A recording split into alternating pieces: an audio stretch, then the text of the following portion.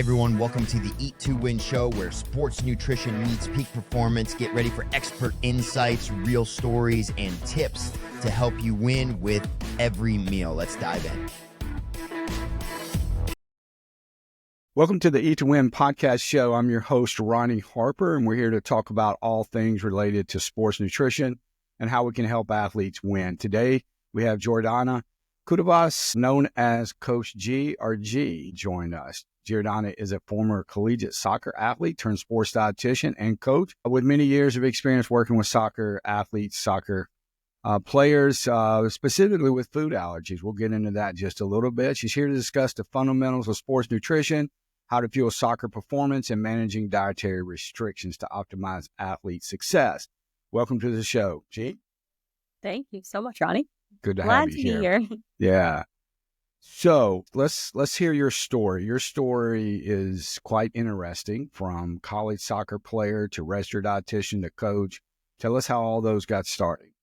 Yes. So I was always super competitive in my younger days as far as being an athlete. I played multiple sports, but ended up falling in love, absolutely in love with soccer. So that was the one that I focused on more so. I was going through travel clubs and everything like that, playing in school, of course, as well. During my junior year of high school, I was being recruited to universities, both D1 and D2 schools, and started to go through that process as far as identifying what my next steps were going to be. So it was a very exciting time in that sense of being able to continue my soccer career. I was looking at a lot of different universities and trying to identify what the best fit was for myself.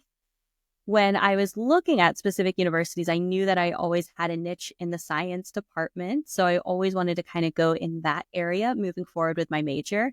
I came across toxicology, which I thought was super fascinating, and I really wanted to go down that route as far as my education. So when looking at those universities that were recruiting me, I was specifically looking for that major, and it was a very uncommon undergraduate program that was offered. So when I was looking, there was one school in particular, Ashland University, who actually had that as an undergraduate program, which was really exciting because I was able to continue my soccer career and then also incorporate the major that I wanted to focus on in the science department. Fast forward to my sophomore year in college, I was actually diagnosed with celiac disease and a shellfish allergy. So everything kind of flip-flopped, right? I did a complete 180 as far as when it comes to my eating, and I really had to completely adjust as far as what I was doing on a regular basis, as far as my food habits and just kind of lifestyle in general. So it was a very interesting time and a very important learning experience for myself to identify how I could allow myself to be healthy again. Prior to my diagnosis, I was sick for roughly 8 years, trying to figure out and navigate what was going on, going to doctors after doctors. So it was a blessing in disguise receiving that diagnosis, in the sense of finally identifying how I can actually help myself and allow myself to feel the best that I can. So with researching how to help myself, I came across the profession of dietetics and becoming a dietitian. So through that process, I identified, wow, this is really cool. I can help myself along with others that are going through similar struggles, whether it's with their GI or just as an athletic individual. So that really kind of led me into the field of dietetics. And I ended up transferring to University of Akron simply due to Ashland not having an accredited program at that moment.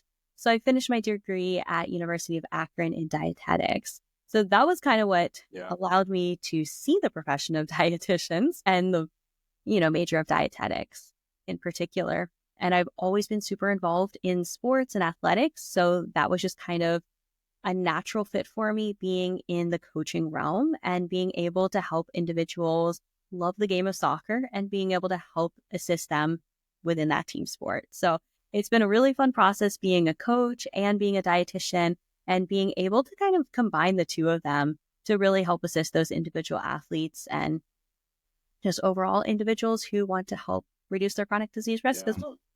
Everybody has a story, and I tell my students and others that it took me 8 years to find my career path. And so if you do it less than 8 years, you beat me. But everybody has a journey, and as to where the path they took. It's fascinating. We're going to get to the coaching part and how it came in just a minute. Let's dive into soccer nutrition. So we're specifically talking about the young, developing adolescent athlete, the young college athlete, which you have a passion for. And just talk to us about the strain of soccer and why fueling their bodies is just so fundamentally important.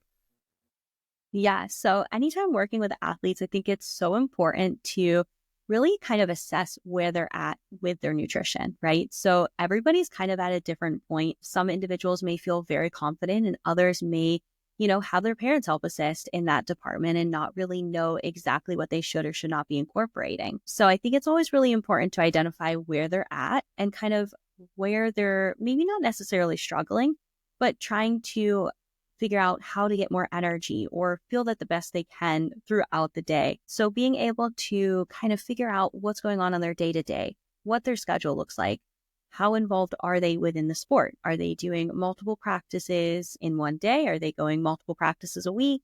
Are they having more tournament type of game settings, or is it just once a week? Being able to really kind of dive in and understand what their schedule looks like, I think is a really valuable part in identifying how I can best help them with their nutrition needs. Also, it's really important to know the fundamentals. Are they incorporating that first meal, right? Are they incorporating that breakfast time meal? Are they incorporating that hydration? Are they sipping on their water bottle throughout the day? What are they incorporating and what are they not incorporating? I think also it's really important to have a good understanding with these individual athletes as far as what they want to gain. What's their end goal? Because that's going to help us be able to tailor that to their specific needs. So that way we can make sure that they're achieving those goals and learning on the way too. A lot of individuals don't have as much access to nutrition information. So being able to educate them and provide that resource and outlet for them to really kind of gain an understanding as far as how the nutrition actually affects their body and how it can be a benefit to them. Yeah. I did not grow up playing soccer. Wasn't a sport that I had an opportunity to play. I think if it was there, I might have enjoyed playing it. And then when I first started watching it, I went like, okay, what is this offside stuff? I don't understand this. And people started educating me. But one of the things that was obvious was that if you were on the soccer team, you shouldn't be on the cross-country team because of the volume of running that you do, not just in a practice, but just in a game. So a lot of traffic, a lot of energy. Mm-hmm. So with that combination of explosive power and an endurance athlete, they're sprinters and they're distance athletes built into one, plus they're got a lot of mobility mixed in. Their unique performance needs are different than most athletes, correct? Yes. So their demands are a little bit different in the sense of they're doing a lot when they're out on the field. And it really depends on the position that they play too. Right, yeah. So, they could be a center mid where they're doing more explosive, quick agility, whereas you're looking at the outside midfielders and they are just endurance runners. So there are differences when it comes to the positions. And that's why it's such an individualized approach when it comes to the nutrition in particular, because based on what position they're playing, they may need different needs. And ultimately, we want to make sure that it's the best fit for them and where they're playing. We may not have the same nutritional needs as the goalie, right? For example, they're not moving as much, whereas the outside midfielders are nonstop moving. So we can see quite a difference when it comes to assessing their needs that they're currently incorporating and then identifying how we can allow the most energy and most performance out on the field for them. Yeah, that's a good point. It's very individualized based on the traffic that they're doing, because there are some of them that just run end to end. It seems like let's break off a little bit here and talk about meal timing in regards to soccer. What is meal timing and how can it benefit a soccer athlete to understand when to eat? And then we can talk about later what they should eat. But let's just talk about the timing of eating throughout the course of a day of a soccer game. Yeah, so meal timing is a really valuable part of understanding our nutrition, because that's going to really help assist us with feeling the best and giving us the most energy when we need it. And then also allowing ourselves, our body, to help repair our muscles and rebuild and reduce that soreness, especially after those long training days or maybe a tournament weekend. So being able to kind of look at the meal timing is really, really helpful for these individual athletes.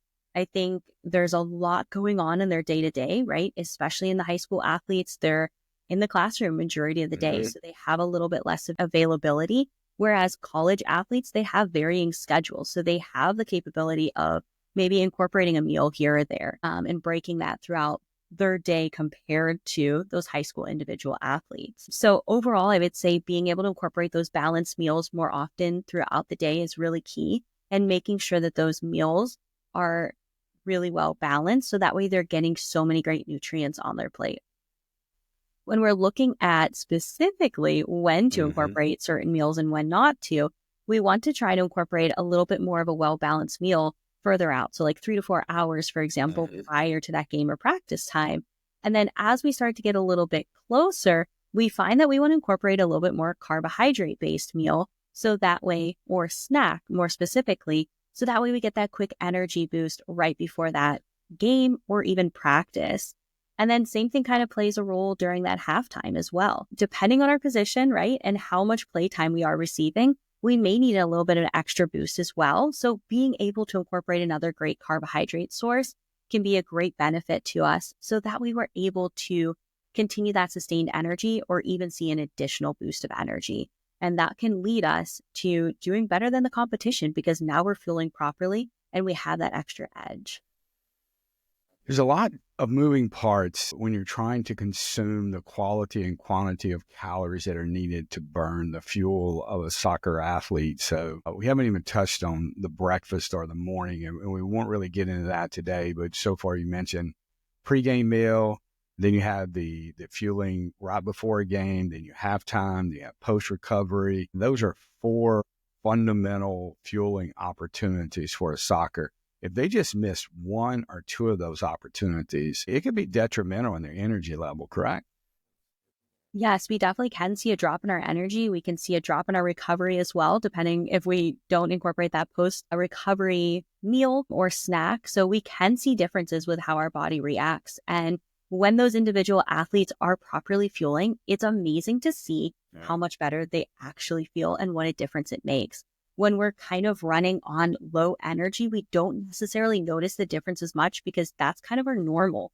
But when we start to properly fuel and incorporate those proper, key ingredients and, proteins, carbs, making sure that we're balancing those appropriately and incorporating a certain amount whenever we need to be doing that, whether it's a game meal or a post-game meal, we want to make sure that we're doing that because we can see that significant difference.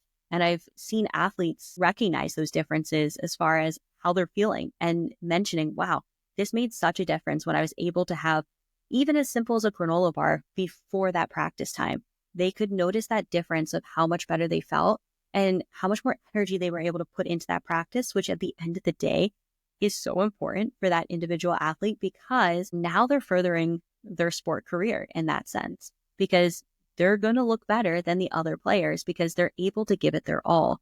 And from a coaching standpoint, it's fantastic to see that because now you see their burst of energy. Now you can see a little bit more, within their agility. Maybe they're going a little bit further than the other players, or they're staying a little bit more consistent because in the soccer world and among other sports, of course, as well, when we start to get tired, our skills may lack, right? We have to really focus a little bit more. So if we're able to not get as tired as quickly, our skill set continues to maintain that high standard and we tend to do really well and we're able to beat those other players out there.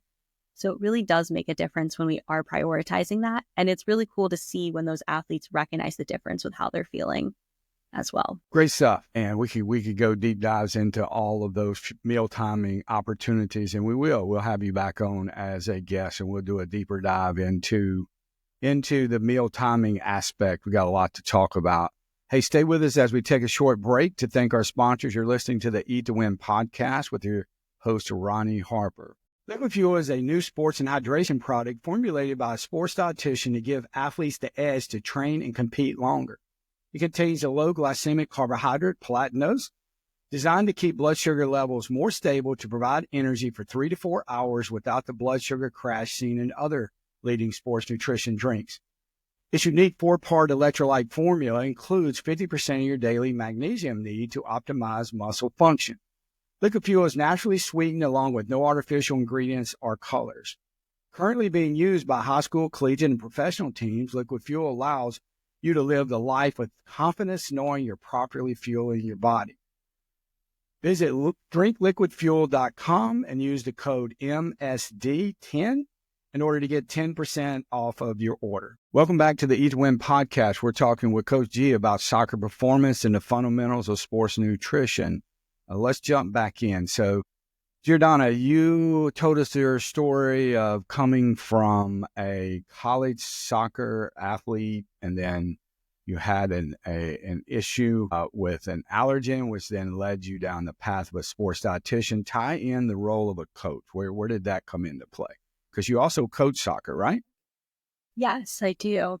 I have been coaching soccer for about past 8 years. I just recently took a pause, so I'm not currently coaching a team at this current moment, but definitely wanting to get right back into it. It's always been a passion of mine, just being around the game of soccer. And I think it's really rewarding being able to give back to the sport on the other side. And I think that's a really cool part.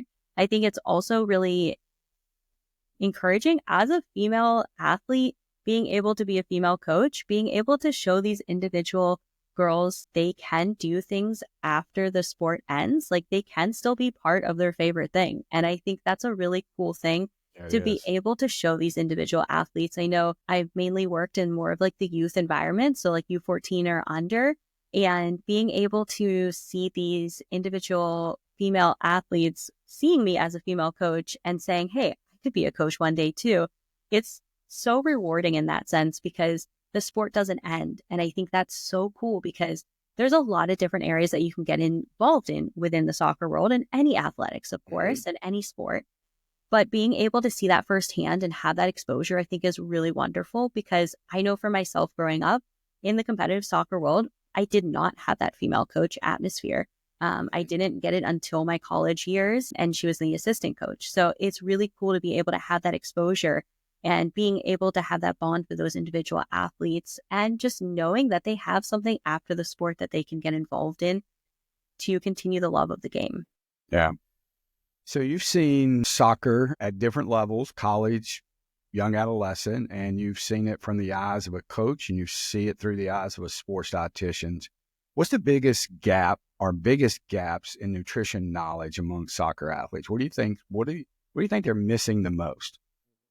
So I think the biggest things that I noticed personally, because I have coached at the high school level for a year, I've coached the youth travel teams as well. And then, of course, being a collegiate player at Ashland University, it is interesting to see the gaps per se, because what's happening is a lot of times, especially in the very young ages, right, we're able to focus on hydration. We get a lot of water breaks, right? Coaches are always like, okay, go get water, go get water. That's always really emphasized. But as we continue to age and get more competitive, we tend to see those water breaks lessening, which is a really important part of our nutrition, right? And hydration is a huge aspect of that.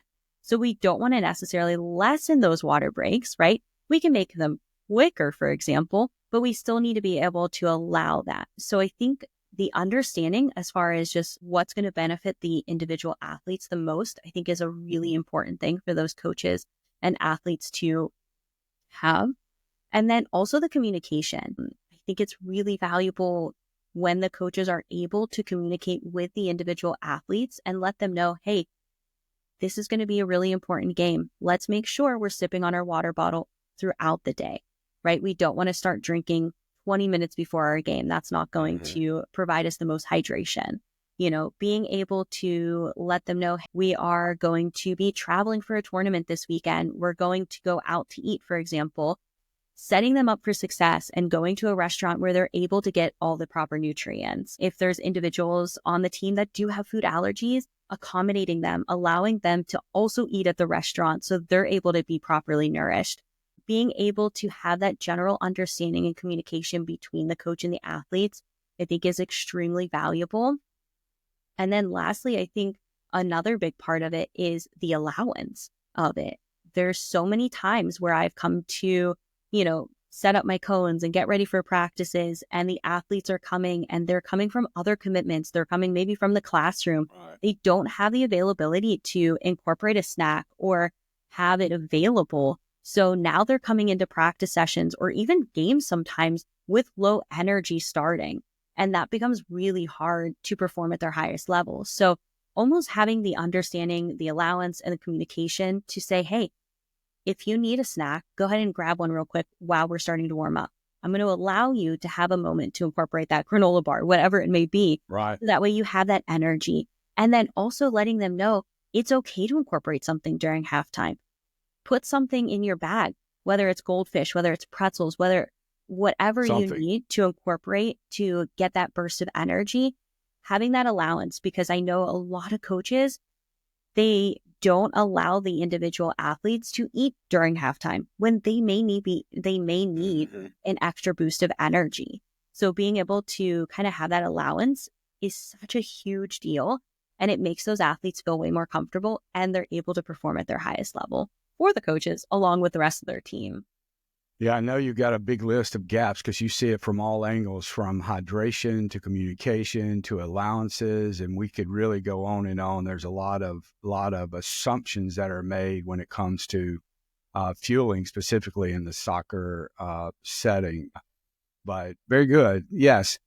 So as we sort of wrap this up and start coming to a close, let's just talk about some advice that you would give young athletes who are listening, who are saying, yes, I want to put nutrition, I need to do more. If you could just say, this is the one thing, if you could start doing this one thing, there's other things to work on, but what's that one thing you would give their advice to start doing? So it's a very good question. I don't know if I can answer that very specific. However, I will say this. When we're looking at our individual needs, if we find that we're maybe skipping breakfast, or we are not having maybe a snack before that practice time, and we know there's a huge gap within maybe when we had lunch and then until that practice time. So we know that there's a big time space before when we're having those meals. Recognizing kind of maybe an area where we're noticing maybe we're not incorporating as much nutrition, and then just taking those small steps to correct that. And it doesn't have to be drastic. I always find it can be simple, right? If we notice that we're not incorporating a breakfast meal or anything in the morning time, are we able to incorporate maybe just a banana, maybe twice a week? Yeah. And then are we able to build upon that? So I think it is very individualized in that sense, because everybody is maybe having a different nutritional need that they want to work on.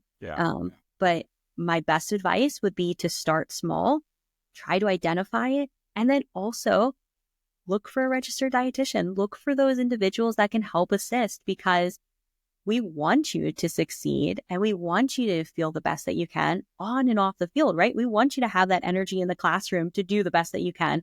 And then we want you to come out on the soccer field and be Speedy Gonzalez and be able to have all that energy and really, really feel confident with what you're doing on that regular basis. So definitely reach out and look for those different resources available to you, because we're here to help. Yeah, I love that. That's the absolute correct answer. Is it's individualized. There's not one thing everybody should be doing, but you should look for your personal gaps and throughout the course of the day and the week, and then you should address those gaps and take baby steps and along the pathway. So you mentioned briefly about looking for help, and the individual that the profession that is designed is a sports dietitian that specializes in soccer. And so you have been a part of My Sports Dietitian, and you have been an author, contributor of a program called Ignite the Field. Explain to us kind of the backstory of that and what it is and what we hope to accomplish with that. Yeah, so Ignite the Field is actually a really cool opportunity for specifically soccer athletes. It's tailored to those individual soccer players to help assist with all your nutrition foundation and building upon that individually. So basically what happens is on the application, it's right at your fingertips, which is really cool in the sense that you kind of have it anytime that you want. You always have access to a registered dietitian, and it's basically like via texting, but it's through the app. So it's like a chat system. So if you find that you have a question as far as like, hey, what's a good pregame meal? Or hey, what can I incorporate for a post-workout meal plan? Or, anything that you may need or have a quick question about, you could always reach out to the dietitian, which is really fun because you have that instant connection. You can also have a little bit more tailored advice as far as different topics. So we'll go through hydration, we'll go through the pregame, the postgame, being able to identify what to incorporate meal-wise during those specific times. We have different goals that you can work through. So that way you can hear different videos and information, and then you can provide what you're doing. And then the dietitian actually helps assist with maybe tailoring it to have you gain even more energy, or recognizing and letting you know, hey, you're doing fantastic. Keep up all the great work. Let's keep that consistency going. So that way you can maintain that, feeling the best and having the most energy possible. So it's a really cool application that you can join and have access to a registered dietitian to help assist with those individual needs and learn and educate about the nutrition fundamentals, which we don't always have access to. So that's really cool. It's been fun to work with you and see the evolution, development, and your passion for providing a practical application for the soccer athlete through the program called the Ignite to Feel, which can be obtained within the E2Win app. So if you just download the E2Win app, you'll see the opportunity to join that, and hopefully you'll check it out. It's a 2-week free trial. Costs you nothing to get access to all of what she was saying to see if it's a right fit. Take that opportunity and check it out. Go to mysportsd.com. All right, Coach G, as we wrap this up, we're getting to the final stretch here, and that is tell us where the audience can connect with you and possibly learn more. Yes, so you could definitely connect through My Sports Dietitian with the Ignite the Field. And then if you want to reach out to me individually as well, you can always connect on my website, coachgiordana.com. We'll have that in the show notes. You can just click on it and go straight to her website, learn more about her. And she has a passion for soccer nutrition, as you can well see, from a coach's perspective, from a sports dietitian. And hey, we're going to have you back later on. We'll talk more about allergies, and we'll talk more about meal timing. So we got lots to talk about. But that's it for today's episode for the Eat to Win podcast show. Huge thank you to Coach Gia sharing her insights on nutrition fundamentals for soccer athletes. And hey, if you enjoyed today's episode, please like, subscribe, share with your community. Until next time, keep on winning. Thanks for joining us on the E2 Win Show. Remember, every meal is a step toward victory. Until next time, stay strong and keep winning.